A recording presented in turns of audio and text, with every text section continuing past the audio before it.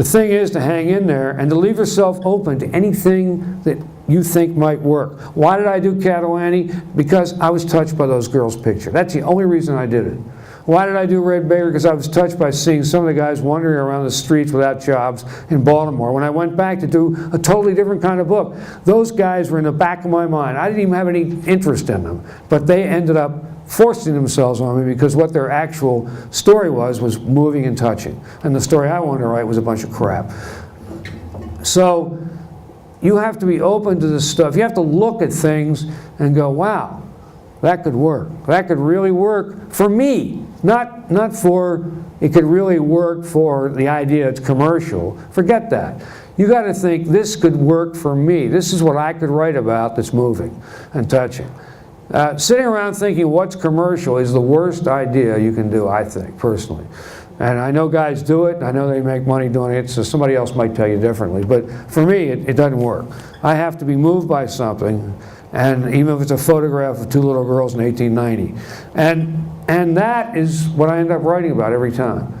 So now I'm hoping that I won't ever do this crazy thing again where I force myself to write something that I think I should write, but I'm not right for. You know, Saul Urich wrote about left-wing intellectuals in Brooklyn because that's what he came from. He was a left-wing intellectual. I was a guy from Baltimore who was a wise ass. I didn't know shit about any of that stuff, but I thought I should know it and I should write about it. This is a huge mistake I've seen many writers make. I've seen guys' whole careers go down the tubes. I mean, I'm thinking of two people, and I would never say their names, but two people I know are brilliant writers who spent their whole lives trying to write these giant tomes because they thought they should. And neither one of them ever finished these books.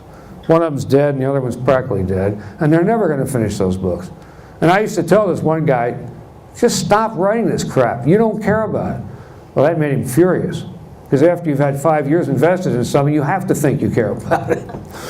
But it's best to just drop stuff when you feel it's wrong for you. And try to find the stuff that moves your heart. And that's really it, man. That's really, it's pretty simple. That's what Dickens did.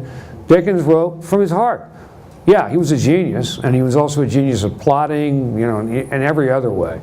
Details of society, law. I mean, the guy was an awesome genius. But at the basic heart of his work is stuff you cared about. Oliver Twist, you cared about it. You know, you cared about that kid, and he cared about him, and that's why you ended up reading those books.